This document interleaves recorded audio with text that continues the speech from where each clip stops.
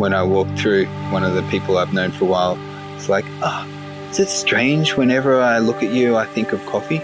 So, I guess, I've been dubbed throughout my friends as the coffee person. This is The Producers. I'm Dani Valent. Reuben Mardan is the founder and owner of Sample Coffee, a cafe, roastery, retailer and wholesaler in Sydney. Reuben first worked in coffee as a side job, but his interest and engagement grew as the specialty coffee scene burgeoned.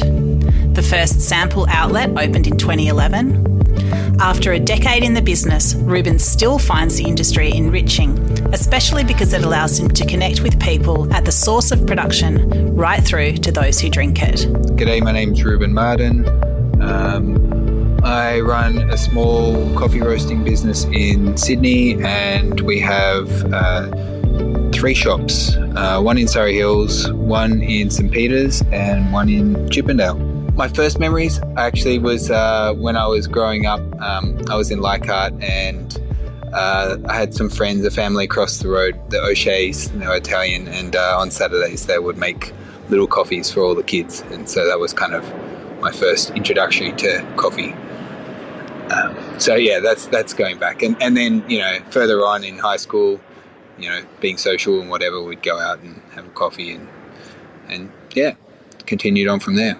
I guess coffee was a bit of a side job while I was at school and out of school, and I started to study business, and I don't know, I just wasn't in love with being behind a desk, and I wanted to be more hands-on, and coffee was just starting to really become exciting, specialty coffee, and I always liked machinery, so I kind of enjoyed working with coffee machines, and I was working at Single Origin roasters when they just opened, and I decided to sort of go full on in coffee and give it all my attention. And so from there I worked there for a couple of years, then worked at Mecca Espresso when that was sort of really starting to open up, and then I ended up working for Mecca for about 5 years, but always I had the desire to open my own business. So 2011 I opened a small espresso bar in Surrey Hills called Sample Coffee, and we were using Mecca for our blend, and we were rotating through different roasters. I think we were kind of the first person to do that in Sydney, hence the name Sample. Food people often have a gateway moment, an experience that turns a job into an everlasting passion. When and where did the angels sing for Reuben Mardan? I guess my first sort of coffee epiphany, I was travelling and I was in Seattle. I think this was 2003, and I did a public cupping at a roastery in Seattle called Vitrola, and one of the coffees, when I tasted it, tasted like blueberries, and it was kind of that sort of epiphany of oh my God, I can taste different flavors in coffee. And this was a coffee from Ethiopia, a region called Humour, which is the north, which is pretty dry, and a lot of those coffees, which we haven't seen for many years, show those flavors of blueberry notes, and it was a bit of an eye opener. Well, that's when I came back, and I worked at Mecca, and so Paul, who's the owner of Mecca, he purchased a roaster, and that's when I sort of took over the roasting of that, and I guess we just tried to find coffees that were as interesting as that. And that's always been the mission, I guess, from then to now, is just, looking for really interesting coffees to share with the customer. So hopefully someone else can have that experience. Loving coffee is one thing. Working in coffee is another. How did Reuben make the transition from employee to business owner? And what values is Sample founded on? Yeah, so 2011 opened a small 20 square metre espresso bar in Surrey Hills.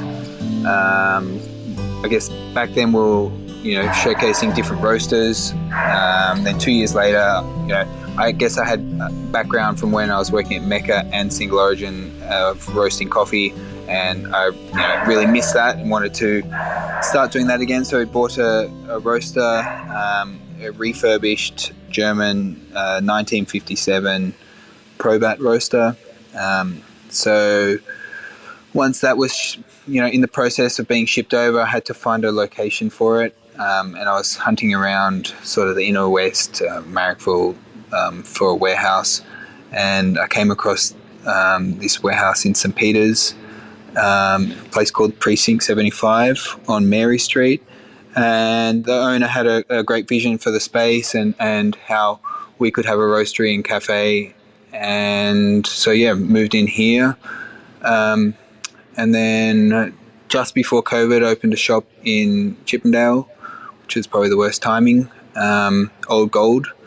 And so that's where we are, and we have a bunch of great wholesale customers we work with, and we sell coffee online. We want to be a sustainable business as much as possible, and that's the most important thing is to be paying a fair price for everything that you use and the staff that you have, and so that, I guess that's our main ethos. So we buy high quality coffee. Everything we purchase is fairly paid a fair price, and the same with how our staff are. Long-standing relationships with producers are a big part of the Sample ethos. It's about ensuring fairness and increasing quality. Ongoing reliable income means farmers can invest in improvements with confidence. It's a win for them and also for coffee drinkers in faraway Sydney. I have travelled to Origin a few times to meet some of the producers we work with. This was before COVID, and we just try and have some long-standing relationships with these producers. So I think there's a couple of producers that we have worked with now for 5 or 6 years. We tend to purchase all or a majority of the coffee that they farm. So once the coffee is milled, then we get a sample, and then we pay a price for the quality of the coffee. So it kind of incentivize them to grow higher quality coffee. And the more higher quality coffee, the more they get. So it's been really interesting to see how some of these farms have developed, from the greater income they've earned. And their coffees are, quite amazing right now. Every farm throughout the world is so different. Most of my travel has been in Colombia, where they're a very small farmer. They might have, say, 2 to 8 hectares. One farmer that we've been working with for the last 5 or 6 years, Marco Fidel Rodriguez, he has 4 hectares. And, it's like a small, house that they have. They don't have a lot of money. But when I was there, must have been 5 years ago, he was just building a new processing mill, and then over the last 3 years we've just received some of the most highest quality coffee from him, and it was lovely. Had lunch with them, which was really nice, and it's just nice to see that working together they've been able to progress like our business has. Coffee is grown all around the equatorial belt of the world, with enormous variations in beans, grade and flavour qualities. Which beans does Sample seek out, and what's their approach to roasting and sales? We've always had kind of like a very typical Colombian, a wash cultura, which is the varietal, and it's just it's a very, well-structured, nice coffee that's sweet, it's good fruit flavours. And then about 3 or 2.5 years ago, we got a sample of what the exporter/importer Caravella that we work with in Colombia sent a sample of an X grade, which is basically competition grade, or there's some online auctions called Cup of Excellence. So that kind of grade quality, and the coffee's outstanding. It's like sparkling, so much fruit, and it's really interesting to see that he's gone from just producing like a very, very nice coffee to these top tier coffees.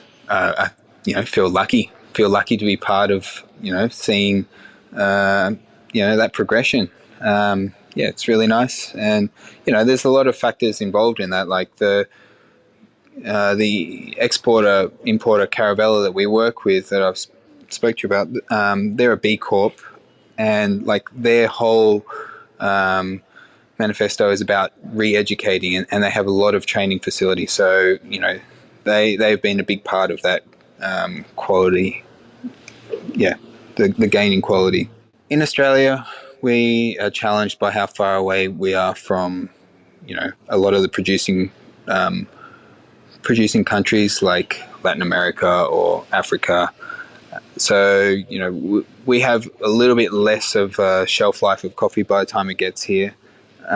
So when it gets here, we make sure it's up to the quality of what the pre-ship sample was, and then we just roast it, and we roast it quite delicately. We roast it pretty light compared to a lot of other roasters, so a lot of those coffees, they're all designed to be drunk either as filter or espresso, kind of without milk. We have our online subscription that we have must be about 300 subscribers, and they sort of have taken part of this journey over the last I think it's been now 5 or 6 years, and each coffee we send out, we kind of give them the story of the farmer, and of course we're not able to, we're a very small company, we're not able to go visit and spend time with all the farms that we work with, but being able to pass on that information, and a lot of our customers have also seen just that journey of, I guess we'll call Marco as an example, but there's a few other producers that have sort of continued to grow in quality. Just trying to pass on as much information as possible. It is challenging because they're on the other side of the world, but we do the best we can. Australia thinks of itself as having a strong coffee culture, but we are far from the source of most beans. What are some of the challenges Reuben faces from day to day and year to year? Coffee can be ruined at any point in the journey. We have had coffee that's been shipped, and by the time it's arrived, it's completely ruined and tastes like cardboard. And the same can be done with roasting. You can, to explain quickly, coffee is roasted in batches from between 8 to 16 minutes, and can finish at a temperature of 195 degrees to 200 and I think 30. After that, it's almost going to catch on fire. So you create a recipe which is temperature over time, and in this time that there's chemical reactions that create flavor and caramelization of sugars, and you can go too far and these caramelizations will start to become dark and smoky, and there's a lot of coffee out there like that, and by choice as well, but we choose to sort of roast it quite delicate, just to sort of capture the fruit and give it a tiny little bit of caramelized sweetness to it to kind of balance it out. So we just have to be extremely precise in our roasting. It is fun, but it's annoying if something goes wrong in that roast, and you've got sort of 10 kilos of coffee that you can't really account for. So that can be expensive. With coffee a daily requirement for so many Australians, it's easy to take it as a given. What does Reuben see on the horizon for the coffee industry, especially in an environment of uncertainty and rising costs? The coffee is still booming. You know, I guess with places like China, they're becoming so popular. The demand is so high. You know, I guess throughout the whole of Asia, Southeast Asia, it's become such a trend as well. So the demand is there, as long as environmental factors don't get in the way. Like we've seen this last year, with Brazil had a massive shortage of coffee due to environment, and that's affected the rest of the world's production because all the big roasters have been swarming and buying up all the coffee, hence coffee price increases. I guess only in the last sort of 4 months that we've really seen those prices start to get passed on to the consumer.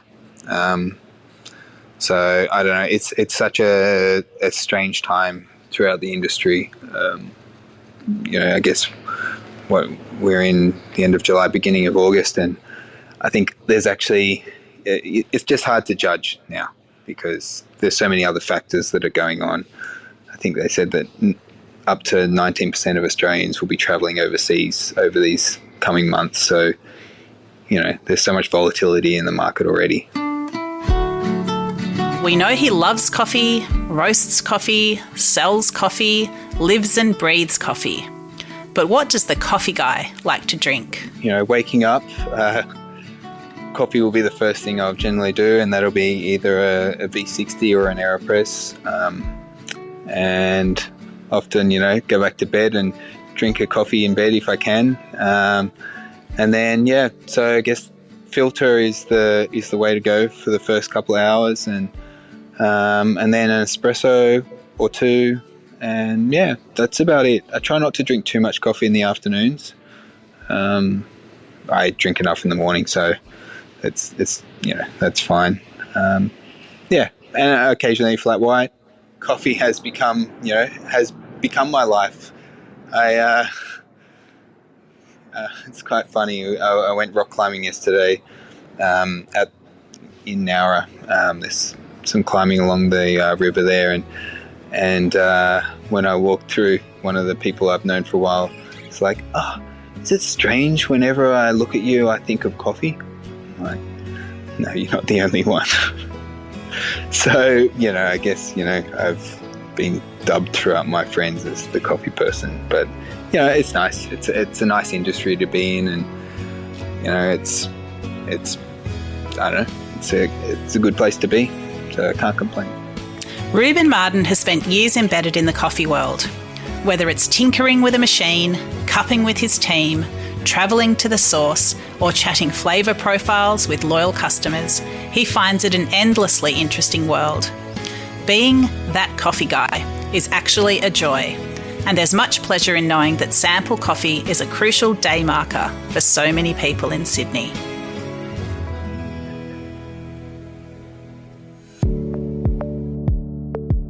This is The Producers, a Deep in the Weeds production. I'm Dani Valent. Stay tuned as we talk to some of Australia's best farmers, makers and growers. Follow us on Instagram at Producers Podcast or contact us via deepintheweeds.com.au.